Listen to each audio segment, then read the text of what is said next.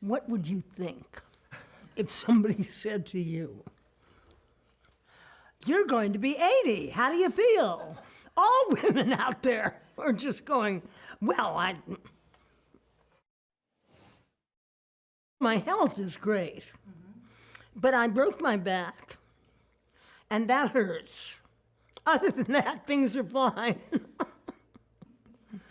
I mean it. Do you ever think that it's amazing that you survived? Don't you? Growing up in a place with your next door neighbor is Humphrey Bogart, but it seems normal? Try and just imagine that.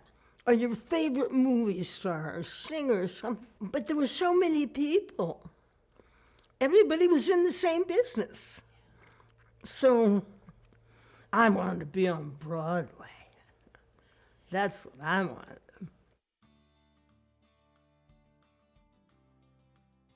I always knew I wanted to be a dancer. The first time I saw Bye Bye Birdie with kids on a stage live, they looked like they were having so much fun.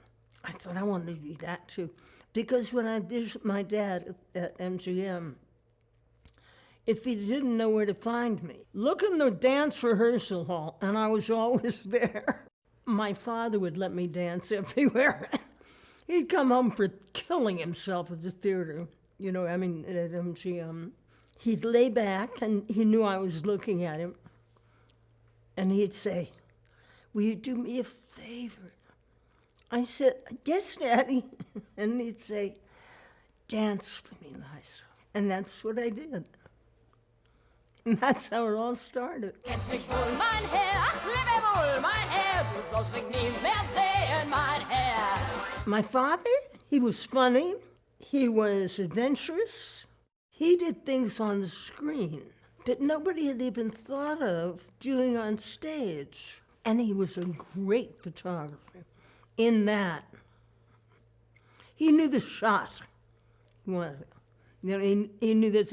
And he knew about believing and helping people believe what they were saying and how they got there, or reminding them of something that happened to them. And he loved me. Oh, my father loved me. Whatever I have to do, it's got to be the best thing I've ever done. And my father taught me a lot, because I tend to get going too fast, and just... He would say, "Relax, you're beautiful, you're my baby, and you're going to be fine. Now, what's bothering you?" And he would talk things through with me so that I understood what was upsetting me. He was interested in me. He was my world. He was also my rock. When all of these other crazy things were going on that nobody knew how to explain, my dad was there. Everybody has problems with their mother. It ain't just me, and you know it.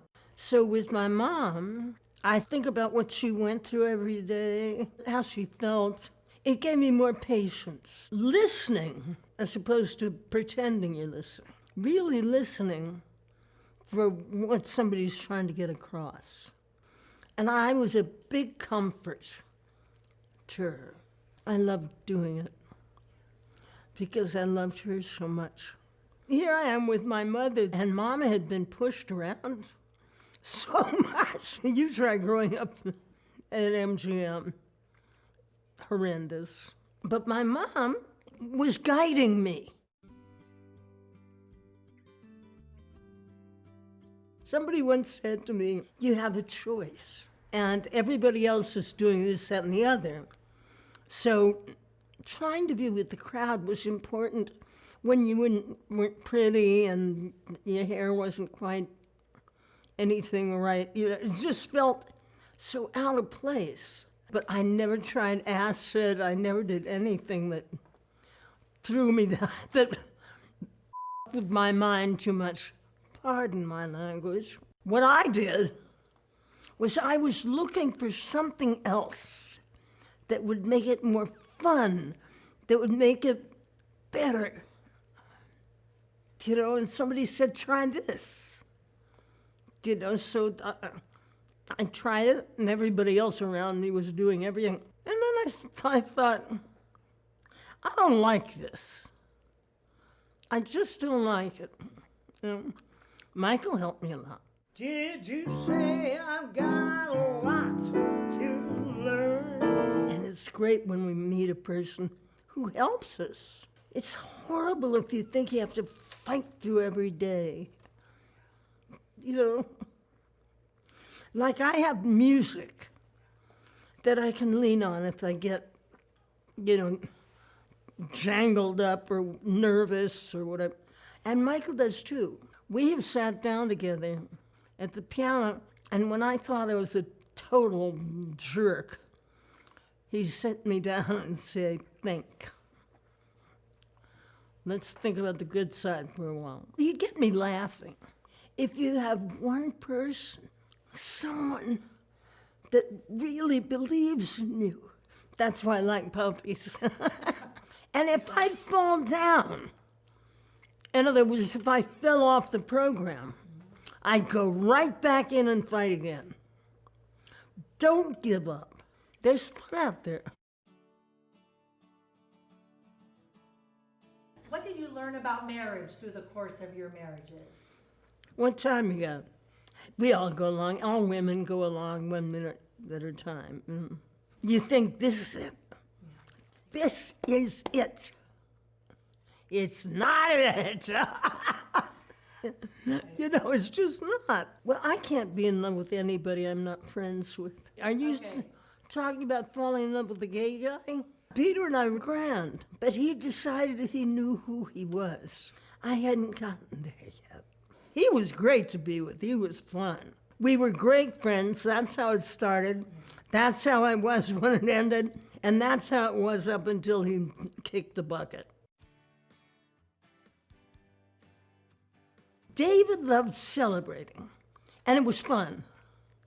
So the laughter was there and the fun was there, but I did not see that he was using me.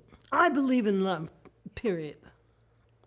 And I believe that if you stop thinking about yourself long enough to look at people and how they're doing it, how are they surviving, how are they getting through it, what friend can you talk to who will understand? And it's huge to have friends, really huge. Things change. They just change. And you hope for the best, and if you don't get that, you hope for the next best. If it's hard now, you'll go through it, and it'll get better. It'll get better. And if it doesn't, leave.